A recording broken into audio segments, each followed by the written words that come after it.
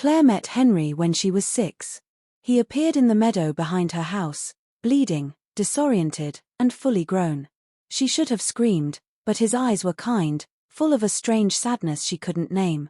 He told her he was a time traveler, that he knew her, that he would see her again. And then, right before her eyes, he vanished. Over the years, Henry kept showing up, sometimes older, sometimes younger. Always briefly. Clare kept a journal of every visit. She grew up memorizing the dates he would arrive. He became her secret, her constant, her future. By the time she turned 18, she was in love with a man who hadn't yet met her in his timeline. When Clare finally met Henry in his present, he didn't recognize her. Not really. To him, she was a stranger. But she knew everything about him, his favorite poetry, his childhood scars, the way his left eyebrow twitched when he lied. She smiled at him across a crowded library, and he was drawn to her instantly. Destiny wrapped itself around their feet like roots. They started dating. For Henry, it was the beginning. For Clare, it was the continuation of something already carved into her soul. Within 2 years, they were married. She called it fate. He called it improbable. Either way, their love felt like gravity, inescapable and unexplainable. But love with Henry was different. He disappeared. Sometimes for hours, sometimes days. He had no control over it. One moment he'd be in the kitchen making tea, the next, gone. Clothes collapsed on the floor where he once stood. He could return younger or older, sometimes hurt, sometimes euphoric. Clare never knew what version of her husband would walk through the door next, or when. Still, they made it work. They had a rhythm, strange and fragmented, but theirs. They built rituals into the chaos, letters hidden in books, time-stamped audio recordings, small gifts from future visits. Clare would find messages from Henry in the most unexpected places, left by a version of him who hadn't yet lived the moment. And when she was alone, she clung to those moments like lifelines. People didn't understand their love. Some thought it was romantic. Others called it tragic. Clare saw it as both. What mattered was that it was real. That every time Henry came back, he looked at her like she was the only fixed point in his unraveling world. She learned to wait. She learned to be patient. But under the surface, something small and sharp began to grow. Not resentment, not yet, but the whisper of a question she wasn't ready to ask. How long could a person love someone who was never truly there? Henry once told her that love is like time, unpredictable, uncontrollable, but unstoppable. At the time, it sounded beautiful. Now, it sounded like a warning. And still, she waited. Because that's what love meant when your heart was bound to someone who belonged to every time except now. Clare had mastered the art of pretending. Pretending she was fine when Henry vanished mid-conversation. Pretending the silence didn't crush her when he missed birthdays, anniversaries, and the miscarriage she suffered alone. People praised her for being strong. In truth, she was exhausted, quietly drowning beneath a polished surface. Henry always returned with apologies. Sometimes he came back days later, unaware he'd been gone at all. Other times, he'd been living in a different decade, collecting bruises and stories he couldn't share. He kissed her like an apology, held her like a man running out of time. She forgave him because he couldn't help it. Because love, she believed, meant endurance. But endurance turned into numbness. She stopped crying when he disappeared. She stopped checking the clock. The ache of his absence dulled into something colder, quieter. Not anger, something worse. Indifference. Daniel entered her life slowly. A co-worker. Gentle, observant. He didn't ask questions she wasn't ready to answer. He noticed the little things, when her shoulders tensed, when she hadn't eaten. He didn't pry, just listened. With him, Clare felt present. Real. Like she wasn't just waiting for time to give her pieces of a man she married. It started with conversation. Innocent, she told herself. Just lunch. Just coffee. Just companionship. But inside, she knew the truth. Daniel was everything Henry couldn't be: consistent, steady, available. And that terrified her. She hated herself for comparing them. Henry was still the man she loved. She never stopped loving him. But love had become a kind of grief. A mourning for what could have been if time hadn't broken them before they began. When Henry returned from a longer than usual absence, he was bleeding again, disoriented. Clare patched him up, asked no questions, smiled where it hurt. He fell asleep in her lap, whispering words from a future she hadn't lived yet. She stared at the ceiling, wondering if this was the life she'd chosen or the life that had chosen her. Daniel called the next day, just to check in. She ignored it. Then texted back. Then deleted the text. Then rewrote it. Then sent it. They talked that night for over an hour about everything and nothing. He didn't ask about Henry. She didn't volunteer. Guilt settled into her chest like a second heartbeat. She started avoiding mirrors. Eye contact.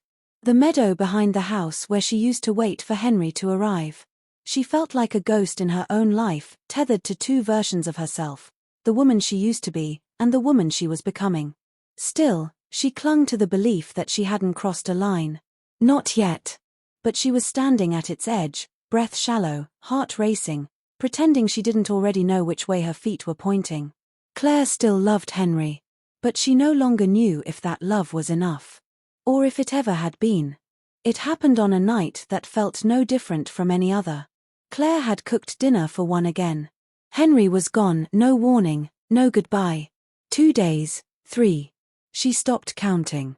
Daniel came by to drop off a book she had mentioned wanting to read. She hadn't expected him to stay, but when he asked if she was okay, she didn't lie. She said no. The words poured out before she could stop them. The loneliness. The guilt. The slow erosion of a life built around absence. Daniel didn't interrupt. He just listened, eyes soft, hands still. And when she started crying, he held her. Not like a man trying to replace someone, but like someone recognizing another human breaking quietly. They didn't kiss right away. They sat there for a long time, two people trapped in a moment they hadn't planned. When it did happen, it wasn't passionate, it was desperate. Quiet. Almost apologetic. A trembling need to feel something that didn't vanish. Something that stayed. When Clare woke the next morning, she didn't feel love. She felt emptiness. She didn't pretend it hadn't happened. She didn't tell herself it was a mistake. She knew what she had done. And she knew why. She expected relief. It never came. Only the silence did, stretching longer than usual. Henry didn't return that day.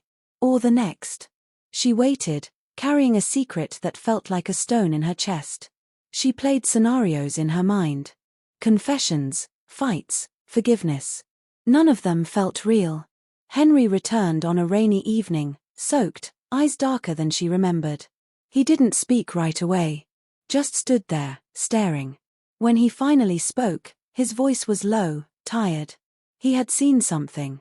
A version of the future. A room. A bed. Not theirs. Clare didn't deny it. She couldn't. There was no shouting. No accusations. Just silence. The kind that made her wish he would disappear again, just so she wouldn't have to see the look on his face. But he didn't. He sat down. He asked when it started.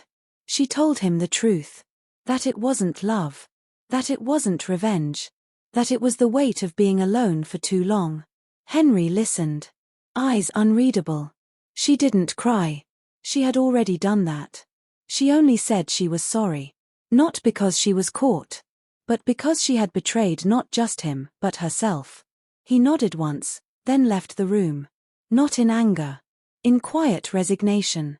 She knew he was going to vanish soon. The way his skin flickered. The way he looked at her like she was already part of his past. When he disappeared that night, she didn't know if he'd come back. Or if he'd want to. All she knew was that something between them had cracked, not from hate, but from love stretched too thin, for too long, across time neither of them could hold. Days passed. Then weeks. Henry didn't return. Clare lived in the hollow space his absence left behind, not knowing if he was avoiding her or simply lost in time. She told no one. Not about the betrayal. Not about the silence. She went to work, answered questions with practiced smiles, and waited for something she couldn't name. She kept thinking about his face the last time they spoke, how calm he was, how quiet. Not cold. Just distant, like he was already somewhere else. She wondered if he'd seen this future already. If he'd known all along how it would fall apart. Then one morning, a letter arrived. No stamp. No name. Just her own handwriting, dated years ago. She recognized the paper instantly, Henry's time-safe stash. It was him. He had written it before the betrayal. Before he knew. The words were simple. He told her he loved her, that he understood how hard it was to live around someone who kept disappearing. That he hoped she never had to make a choice between loneliness and loyalty. That he forgave her, even before she did anything wrong. Claire read it over and over, tears burning without falling. He had known. Somehow, he had always known. And he had still chosen her. The guilt didn't fade, but something shifted. Not peace, just clarity. She couldn't undo what had been done. She couldn't erase the ache they both carried. But she could honor what was still left. The love, however bruised, was real. Weeks later, she returned to the place they first met. Not to escape.